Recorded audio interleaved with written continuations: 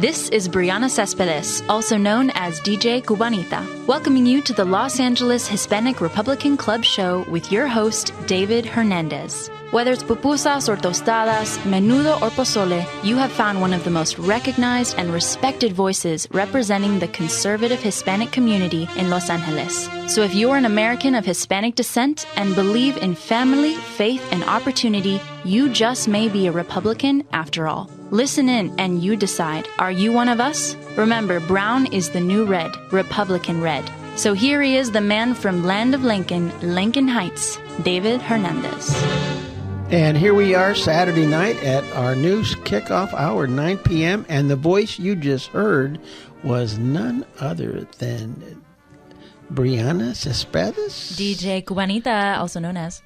Also known as. And so welcome, Brianna. You know, it's exciting, you know, we're to be on the radio and have access to a microphone in you know, one of the biggest radio markets in Los Angeles. It is. It's such a privilege to be here. I mean, I was just thinking about how coming from the military, the way that I picked the job as a broadcast journalist, it was pretty random. I was trying to do the special warfare type of job, and then my dad told me, hey, look, you could be a broadcaster just like in the movie Good Morning Vietnam. Good Morning Vietnam. Yeah. Like, good morning. Well, where were you? Korea?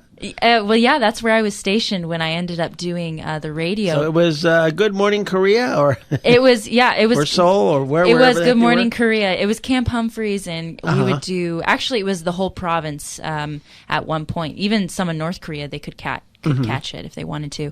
But yeah, such a great experience. I remember doing the interview, trying to get the job, and then I got a call back like, all right, your voice is good. And then I got training in radio and broadcast writing and videography, all of it, and ended up falling in love with it when I was there. So South Korea and Belgium were the two places I got to do Armed Forces Network. Now, the type of shows that you were doing, I mean, was it music? Was it what type of...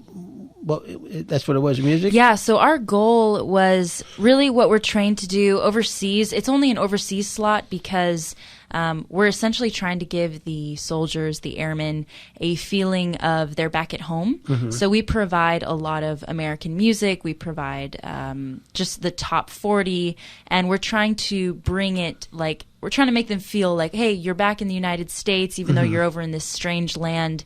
There's entertainment, there's local information, it's in English, there's somebody that's an American like you that's talking on the radio.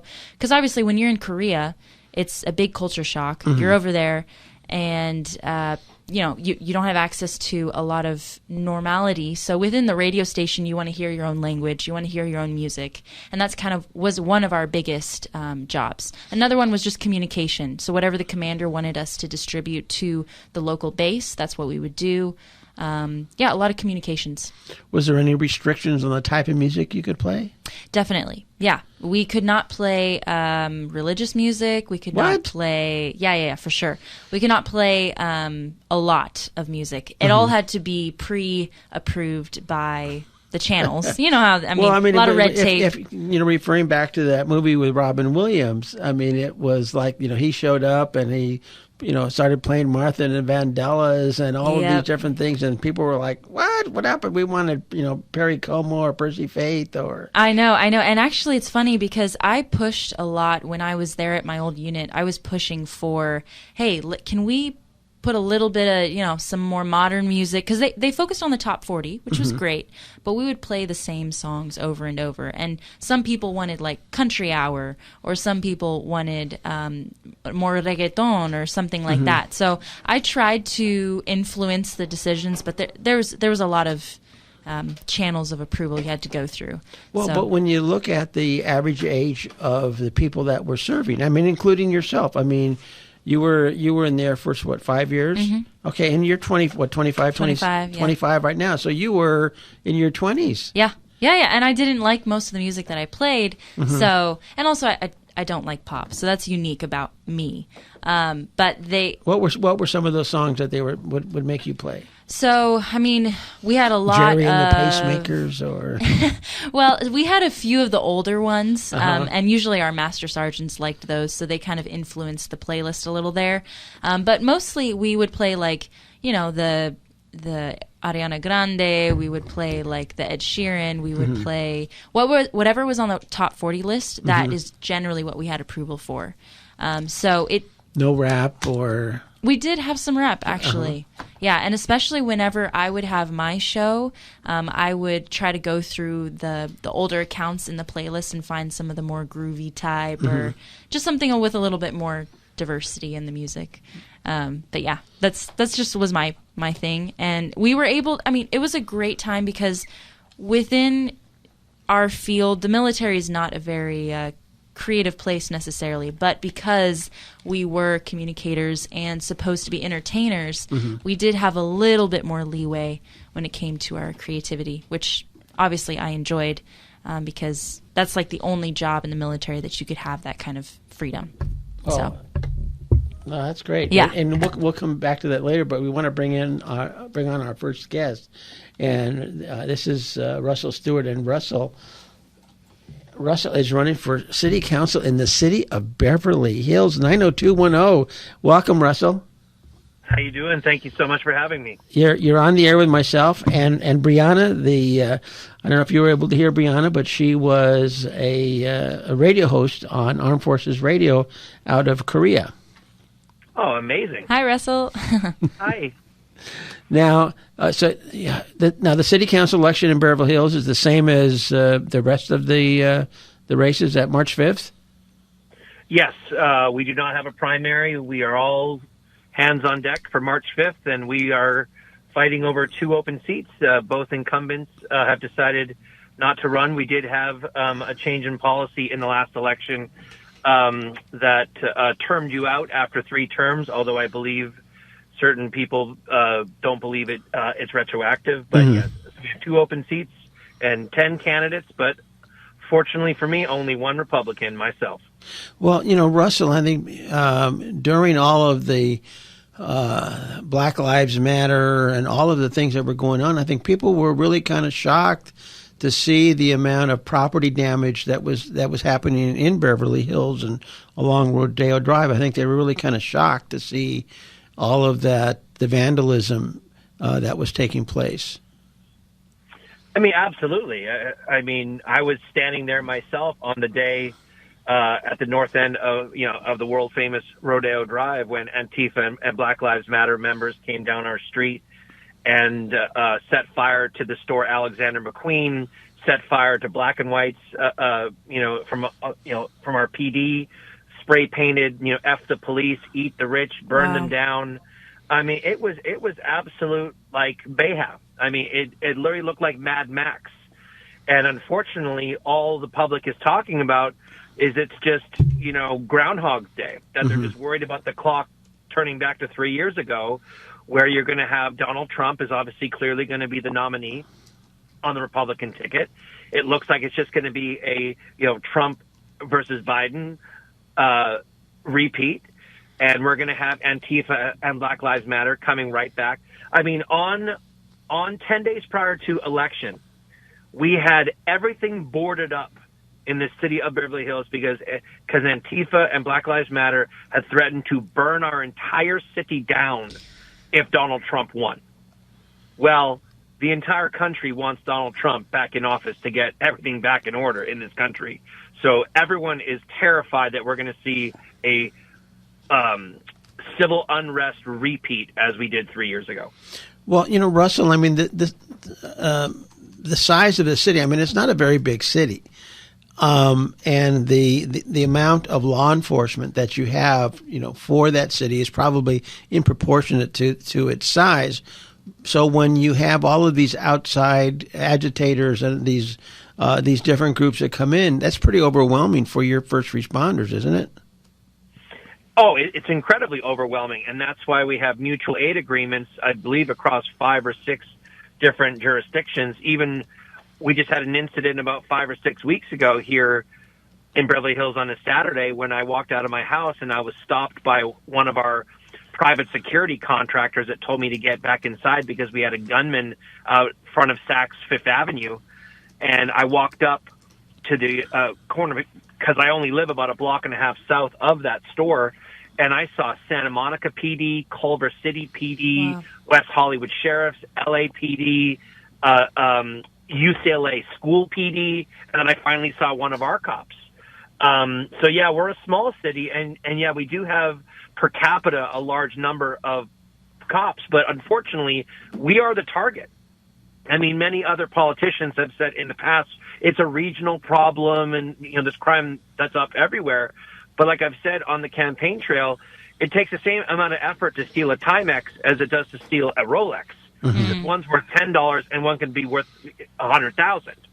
So we are the target, and we are going to continue to be the target. And that's why any type of either defunding of law enforcement or not even supporting law enforcement is just something that's not even in my vocabulary. We have 2 subway train station stops coming, one at La Cienega and one at Beverly, right next to Rodeo Drive. We have the Olympics coming. We have the World Cup coming, Super Bowl, and an increase in residency because of construction. It's going to skyrocket to probably over 25% more residents over the next 5 years. We're not ready for that kind of infrastructure shift, and public safety is the number one thing. And because the entire industry of law enforcement has been under assault for years now, we need to incentivize with a better pay package, structured package, and, of course, support package for our men and women in uniform. And that's not forgetting fire. Our fire department is world-class, but they're under assault, too. They need our support. They need our funding. And we just have to have their back because we need more men and women getting into the uniformed services, and it's just declining every year.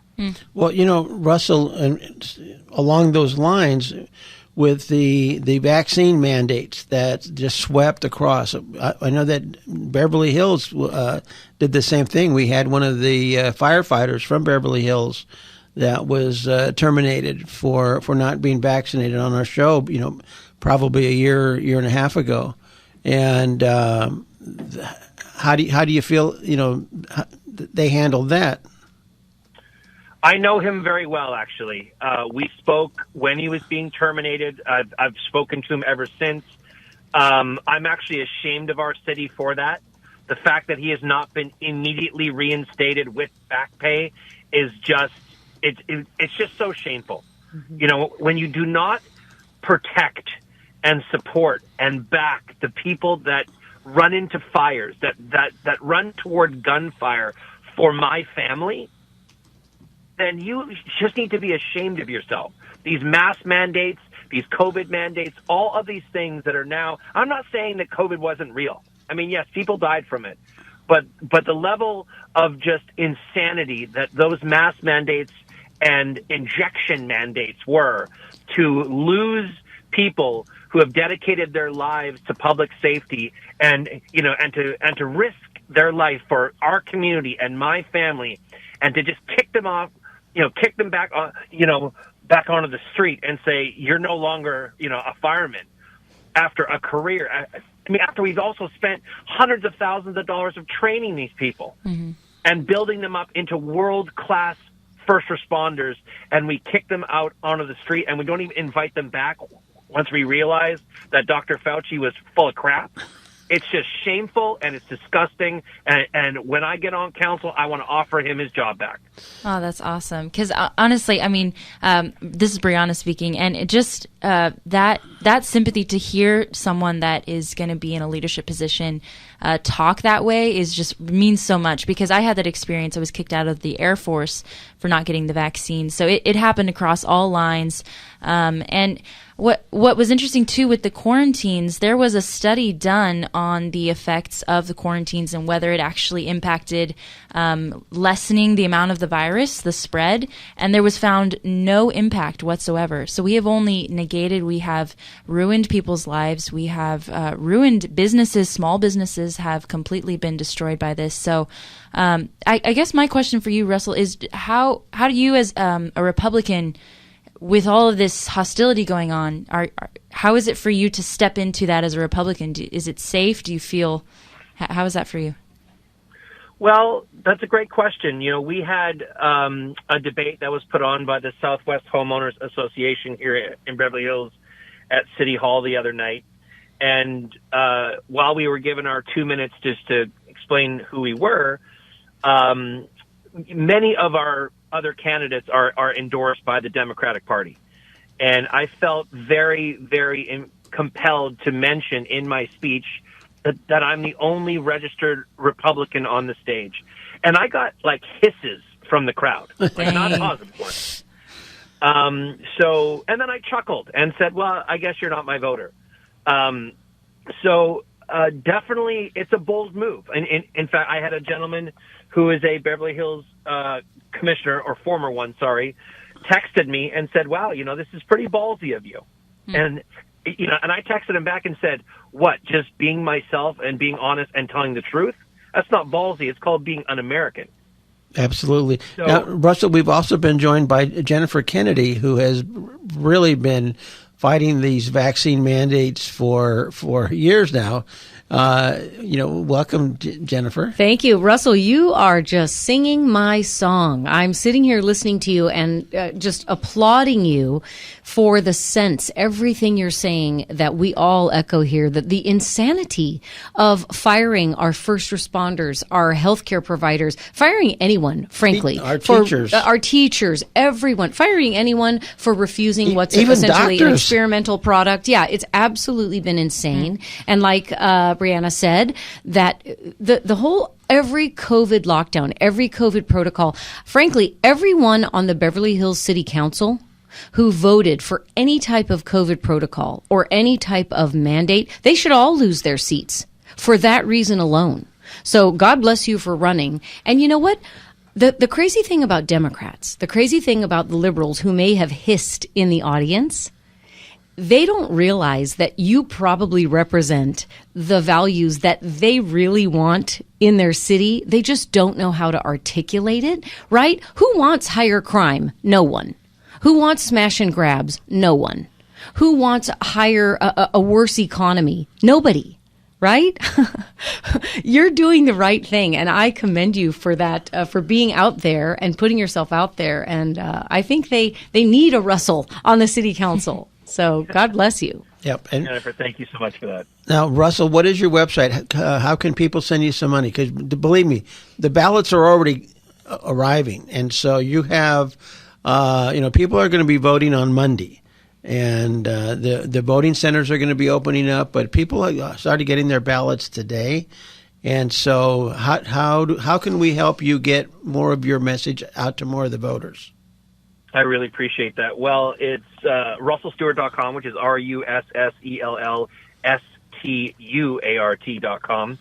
I've been very, very fortunate that I have received quite a few fantastic donors who have helped me out. Our financial donation system is a bit different here in Beverly Hills. A maximum contribution is only $500, unlike city and county races, which I believe go up into the several thousands. So it's not a huge donation, but unfortunately, to raise a lot of money, you need to get it from a lot of different people. But definitely, right now, we need to hit it hard. I am up against incredibly wealthy candidates, where in Beverly Hills you can either raise $100,000 privately through donors, or you can just self-finance, which a lot of of these candidates can just cut massive checks. I've already started to receive mailers from them that are way more expensive than I could ever do. But again, it's still their messaging, and their messaging is old. It's not going to change our city. It's not going to help secure our city. And I've been getting out there. I've been meeting with businesses. I can say that I have more of my campaign signs up in local businesses than any other candidate, because again, they've seen what's happened through the COVID mandates. They've seen what's happened with the smash and grabs and the follow home invasions. And they know that true conservative values and focusing on our men and women in uniform is what's going to keep this city safe. And that's why I'm the only candidate on the ticket that will protect this city. And that's why I'm going to win. All right. Awesome. Russell Stewart, Beverly Hills City Council. Russell, we want to have you back before the end of the election cycle. but we just posted your website on the live feed for the show. And I'll be submitting your name for endorsement to the Los Angeles Hispanic Republican Club. And also, I would suggest that you get in touch with your local Republican Assembly District and ask them to go ahead and submit a recommendation for an endorsement so that the LA County Republican Party can endorse you. I actually am happy to announce about an hour ago I just was endorsed by LA GOP, which Perfect. I was just able to send out a mass email for about an hour ago, and I believe by the end of the week I will be endorsed by the LA County Young Republicans, which again, in Beverly Hills, people under 30 are now starting to change sides and realize that their future is bleak voting liberal. Yep. And that's after they put us in prison, Yeah. All right, Russell, thank you. Thank you, And Russell. We'll talk to you soon. Thank you, everyone, so much. Bye. Jennifer Kennedy. Yes, it sir. seems like we have allies everywhere. We have kindred spirits everywhere. We do. It's fantastic. And again, I want to say russellstewart.com, STUART.com. I can't wait to see him on the Beverly Hills City Council. That's going to be great. So are we on to my little segment? Yeah, we'll do that, but and we'll continue over the break. Oh, sure. Absolutely. One thing I'm noticing, right, in these election cycles, I feel very strongly right now that we are looking at a referendum on leftist policies and radical leftist agendas that have been put in place a while ago, and they've been festering and kind of fermenting, and now people are feeling the effects of them. Kind of like in the school system where we had No Child Left Behind, and then it took 10 years to figure out, well, No Child Left Behind didn't work. We'll leave all of them behind. Exactly. And this is what we're seeing, where policies that have been put in place by the left, we're finally living with them for the while, and now we're saying, no thanks, no more, we've got to stop it. And I see that in a couple of issues I wanted to bring up with our listeners. And number one, it's diversity, equity, and inclusion, the DEI project that's been going on in our education system. And you might know that this past week, Utah Governor Spencer Cox just signed a law ending DEI in public schools. This is an amazing thing that's happening. That's awesome. Because for our listeners, diversity, equity, and inclusion is this general theory, of course, it's a radical leftist idea, that we need to tell children, white children, that they are the oppressors, and that ethnic children, or black and brown and ethnic children, are the victims, and that we need to work to change this system of oppression and victimhood, and that DEI is somehow going to get us there. But what we're seeing is that that's failing, and it's creating problems for our children, and thank God Utah and 14 other states are considering laws to change this. The second other issue that we're seeing that we need to change, and we're going to be changing in this election cycle, is the gender issue, the gender equity, the transgenderism, and all of this stuff that's coming in. And I want to tell you what I did on Friday and why this gender issue is going to be one of the hottest things in our election coming up, because we are now going to be changing this culture of transgenderism and this inclusion that is really infecting our schools and our kids. But I see it as a top issue in this election. So I have something to say about, this topic that's going to be on everybody's minds when we elect people to office to really stop what's happening to our kids in terms of the indoctrination and of our kids in the gender issues. So, right, hold that, and we're going to come right back to it right after the break. This is the Los Angeles Hispanic Republican Club with David Hernandez and Brianna, DJ Cubanita, and Jennifer Kennedy.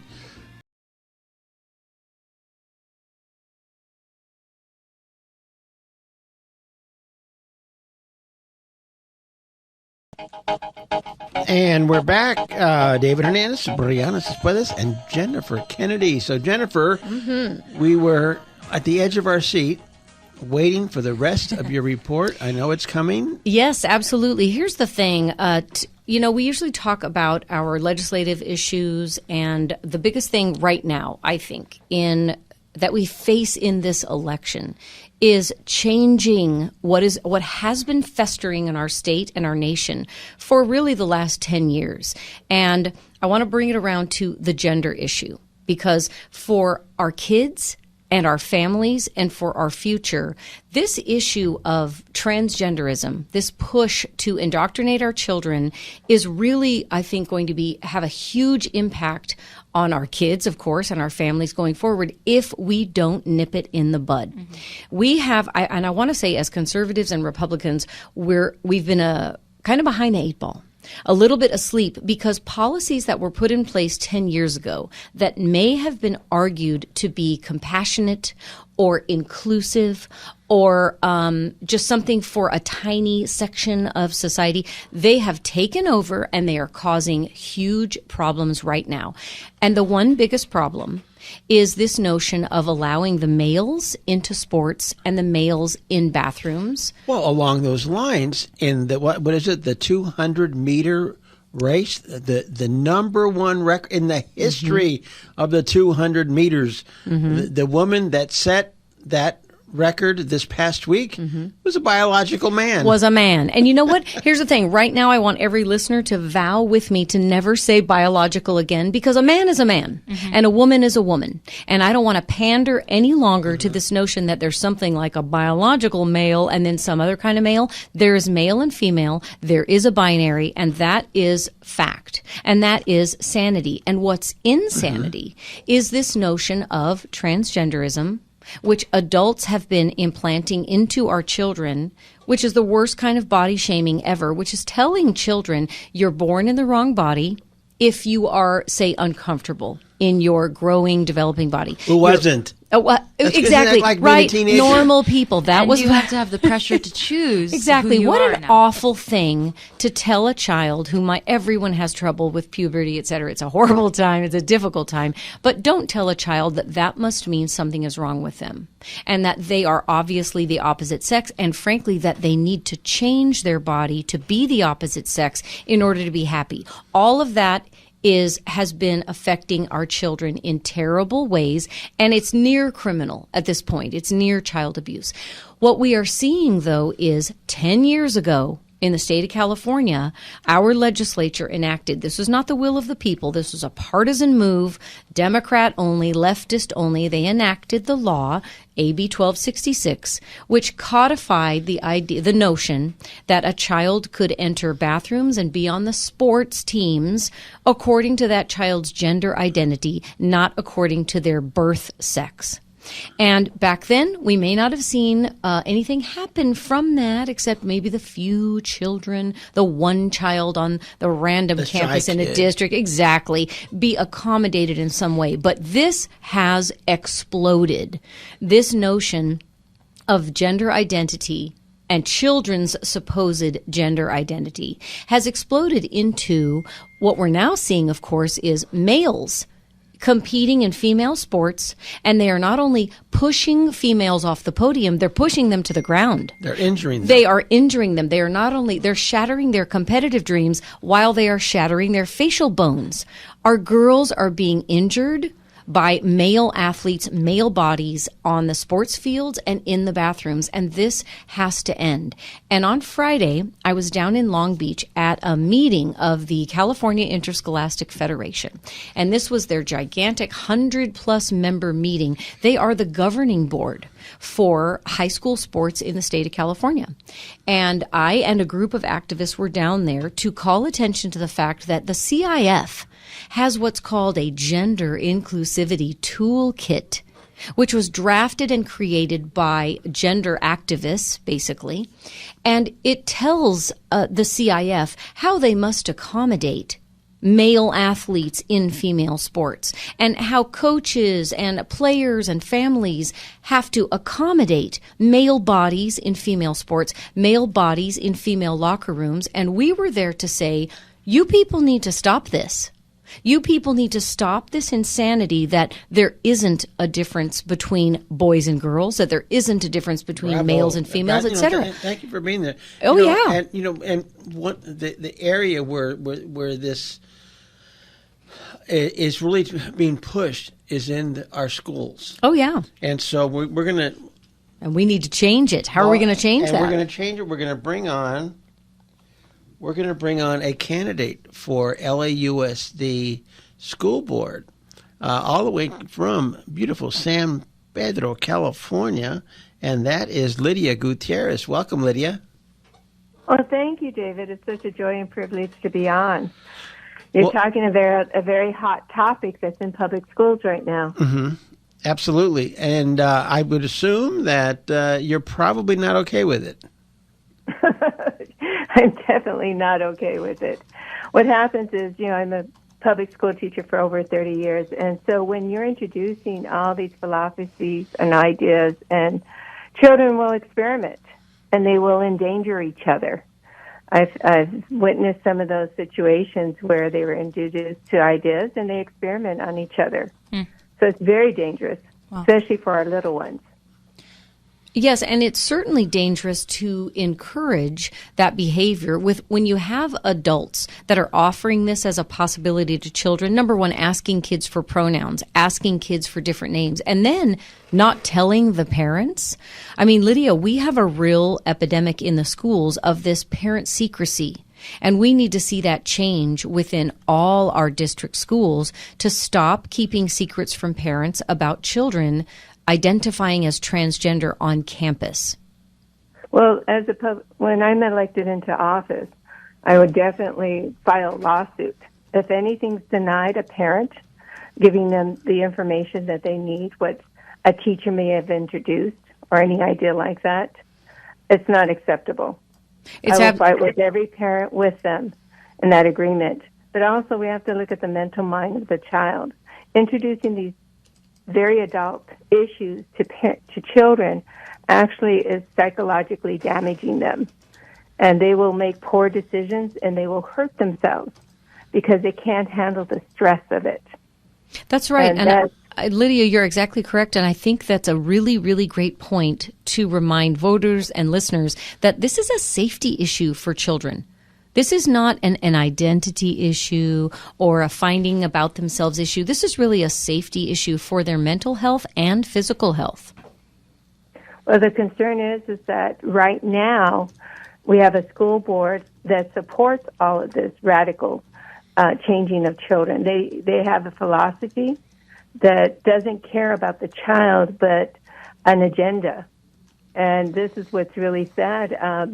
My opponent has already, $400,000 has been spent in supporting my opponent, and $150,000 has been spent against me. And I have hardly any, I don't have that kind of finances. But I mean, they are so desperate to have that agenda for these children. And what it really affects is the minority children, parents that don't have the finances. The school board purposely has school board meetings that are at a distance from the parents, and they're met at a time during the day where parents are working, so they can't even approach it. I just spoke with I just got an email from a parent that she has a kindergarten child that she was concerned about. She brought it to the principal, and the principal directly told her, go find another school. That's just unacceptable.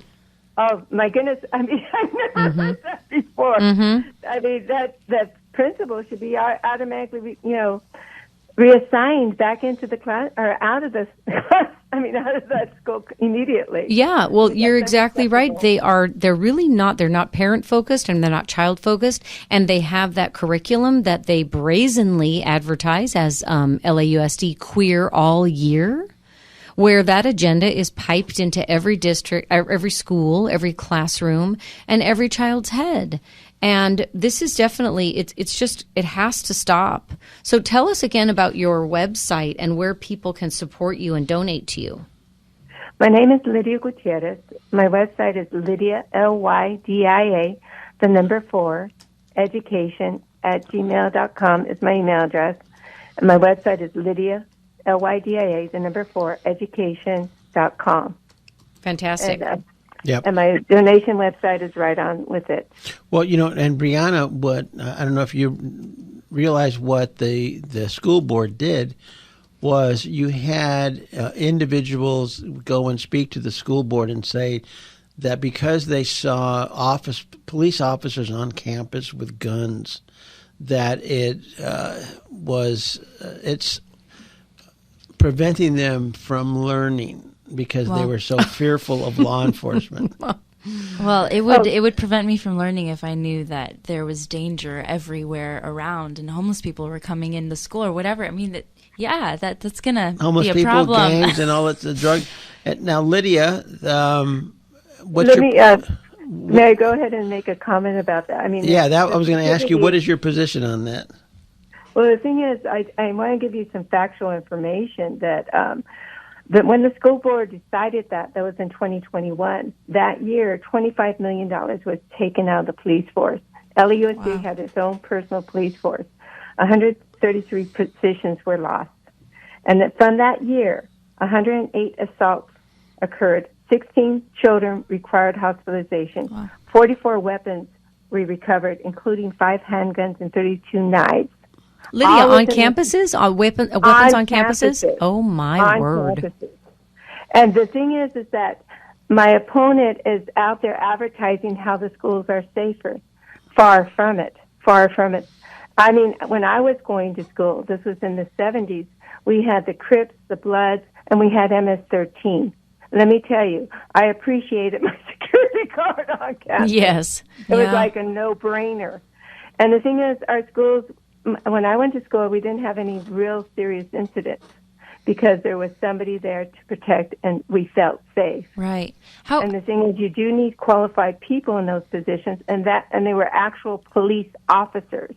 So they were qualified to be in those positions. We're not talking about a security guard. We're actually an actual police officer. But the thing is that because they were so fearful that the police officers weren't even allowed to use the bathrooms if they had a need, if they came in the area, they weren't even allowed to even go on campus.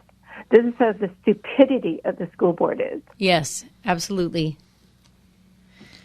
That's a good word. I mean, let's not shy away from that. Yeah. They are insane, they are stupid, and they are absolutely indoctrinated as to their agenda. And just like with the city council, Lydia, everyone on that school board should lose their job because they all voted for the children's vax mandate. Well, and, Lydia, I don't know if you know, Brianna was discharged from the Air Force for not taking a vaccine after serving 5 years.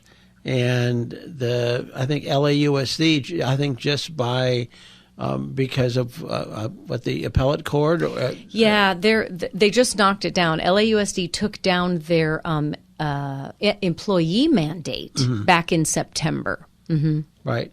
So what's your position on those vaccine mandates for the children and for the school employees? Well, the thing is that you have to wonder where the money's, the pharmacies. I mean, why would any school board mandate a requirement that every parent knows exactly the medical condition of their child? Right. You cannot put chemicals in a child just because of your own fear. I personally did not take the vaccination because I took one vaccination 25 years ago for for the flu, and I immediately got pneumonia. So I said, I'll never take anything of it. Well, sure, and that should be everyone's personal choice. There really shouldn't be any mandates, frankly. And luckily, Lydia, within the LAUSD, they never went through with their illegal mandate. I mean, to the extent that they didn't kick children out of school. They absolutely kicked them off sports, but they did not go through with it kicking kids off campus, and ultimately that mandate was found illegal. Schools can't do that in the state of California. Is that many teachers lost their jobs. I have a personal friend. Yes. She was close to retire, and she only had 6 months left to go. She was fired from her position, and she had to sell her home, move to another state, and it was so sad to see this qualified teacher. So many qualified teachers have lost their positions because of it. Now they're trying to get back in, and so they play this little game with them of, you have to go an hour away from your job, and as compared to when they were working locally in their area, because that's, when you have a position, you make sure you're living in in a place that you can have easy access, get to work, and so forth. But they're playing a game with them. And it's just really despicable what they're doing to the employees. It's not just the school teachers. It was every single employee that did not take the vaccination. That's right. That's the city of Los Angeles. I've sued them over that mandate, and we're going to get some justice for these people. Absolutely. Exactly. Mm-hmm. Exactly. Yep. Well, Lydia, Brianna and I just came from an event at Pineapple Hill with the Educators for Medical Freedom. And so Tracy Schroeder was there, Raquel Vallarta was there. Raquel's running for school board as well. Mm-hmm. Tracy's running for state assembly.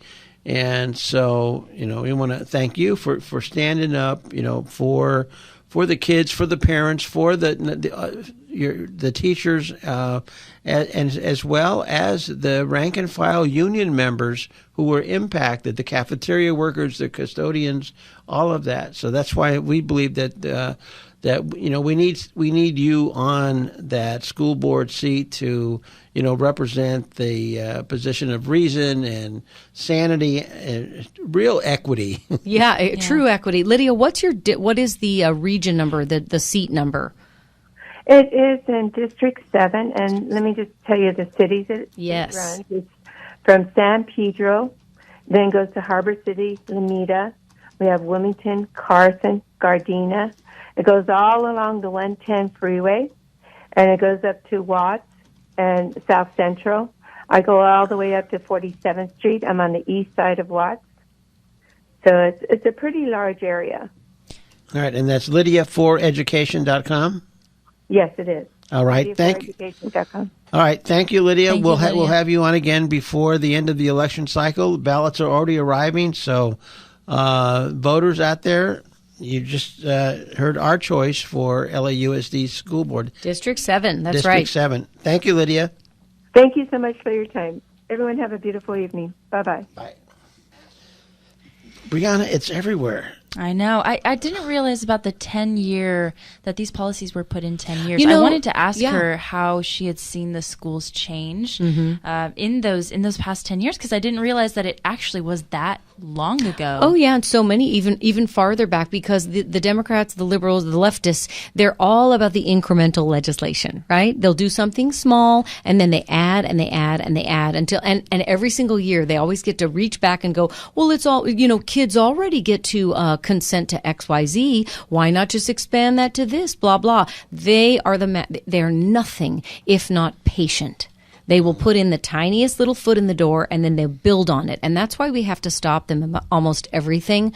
Like, for example, the HPV mandate that they attempted this last session, where we watered it down and we stopped the mandate, but they still got the language in the California law that schools are going to have to send parents a letter that says it's the public policy of the state that HPV vaccination is encouraged.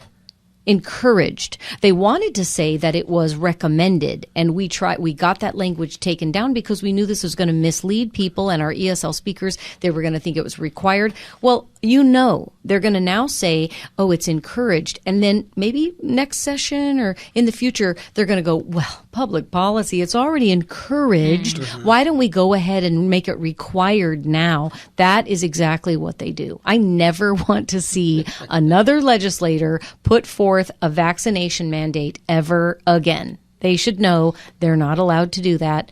They shouldn't do that. And we got to stop that. But that's exactly how they operate. Wow. It's unbelievable to see, because from my perspective, like this whole trans thing kind of came in the picture within, I don't know, the past 5 years. And I was like, wow, are we actually talking about this? Are we actually talking about the differences between, like, are we saying that a man can be a woman and a woman a man? Is that actually a logical conversation we're having? It was just surprising to me. And I thought that it would be secluded to maybe people that were considered more on the spectrum, out of the spectrum, right? No, it's becoming a regular conversation that even amongst my peers, as I go out with them, we're joking about it, right? And I noticed that the jokes, I don't like to participate in the jokes because then it normalizes kind of the conversation.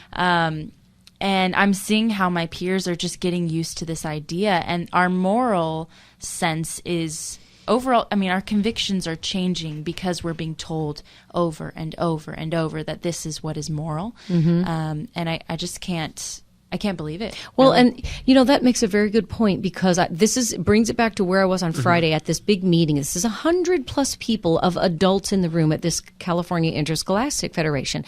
And we had many activists there speaking to tell them, listen, this policy about having males masquerading as females in the bathrooms and on the sports teams, this is insanity. And we were telling the room, you guys get this, right? You guys realize how insane this is, that you're allowing males to compete as females? And we had 17 speakers, right? We were each allotted 2 minutes.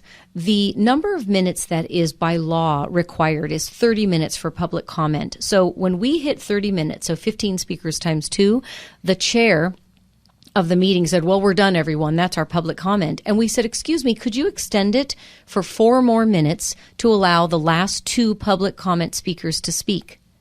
And they'd had enough. They didn't want to hear even 4 more minutes of the reality of what they're doing to children and girls. They couldn't stand it. And we said, you can make a motion. Any one of you 100 people in this room can make a motion to extend and let 2 more people speak. And that room was silent. No one. Because why? These adults have been as brainwashed as our children. They've been normalized with the notion that you can be transgender and that everyone must accept this, and that a 6-foot tall man, 185 pounds, is supposed to be viewed somehow as a girl athlete. By the way, does everybody know that the CIF rules for high school sports, they allow a boy to participate as a boy in male athletic team sports in the fall, and then he can change over in the spring to girls sports? That's insanity. I mean, that's the craziest thing I've heard. They can flip-flop because gender identity is fluid. That's insanity. It's being normalized. Too many people have heard it for too long, and they're just accepting it. So, and you said this roughly started 10 years ago. Well, here's the thing. In California, the law that allowed gender identity of children to put them into the bathrooms and on the sports teams, yes, that was in 2013. Wow. And we are reaping what we sowed, or what the leftists sowed for us in Sacramento 10 years ago. And guys, that's what we're going to take down with Protect Kids California and the initiative that we're putting on the ballot.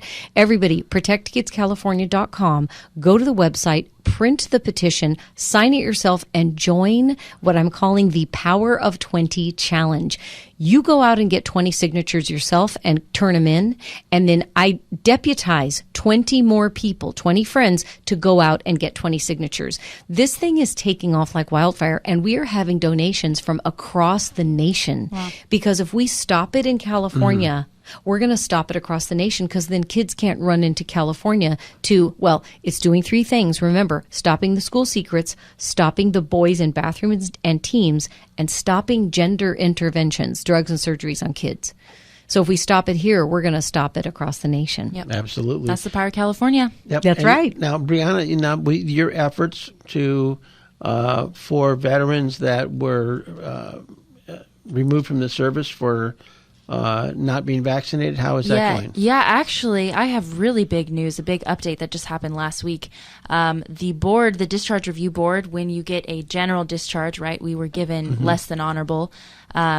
So they gave me that general, and then I submitted for a actual characterization upgrade, and I got it last week. Congratulations. So that's big news, because I thought this was going to take 2 to 3 years. The backlog, they told me themselves that it was under a backlog, COVID backlog. We're not going to be seeing any results for a long time. And this affects obviously thousands of us, because we want to go to have the benefits that were promised to us, right? So I am just very excited to see that slowly, very, very slowly, the Air Force is taking the charge right now. We have had close to 30 discharge upgrades regarding the vaccine. So the military is starting to change at least their lingo with the mandate. and they're trying to fix things. Now they're not going as far to say we did the wrong thing. That would ask so but much. But we are really pushing. So definitely go to militaryaccountability.com. That site, we are working as a team to change the DoD because the leaders broke so many policies, and we're seeing good things happen in the middle of it. So great news. I have honorable. I have the GI Bill. Oh, I can't believe Brianna. it. So you went from dishonorable to honorable I went discharge. from general to a honorable. That is fantastic. And, and believe me, I don't think that would have taken place without the type of effort that you've been putting. Exactly. That you've been pushing, going to Washington, speaking to different legislators, speaking to different groups, here you are, airmen that were there speaking with generals and all of these different things because they knew you were doing the right thing. And so we're very fortunate to have you with us on the show. Well, thank you, David. I appreciate it so much. And so here, the music is coming. Sal, thank you. Ryan, thank you, Ryan. Jennifer, and don't forget, that's Russell Stewart, candidate for Beverly Hills City Council. Lydia Gutierrez, candidate for LAUSD School Board District 7. And so we'll be back next week. And as we close, we just want to remember our good friend Davina Kaiser, who passed away this week. Davina, very, very involved, a delegate to the state Republican Party, board member for the California Republican Assembly, a very bright, gentle, encouraging woman, and so she will be missed. So this is David Hernandez, Los Angeles Hispanic Republican Club, and vote early, vote no on State Proposition 1, and definitely vote no on LA City Proposition HLA. So we'll see you next week.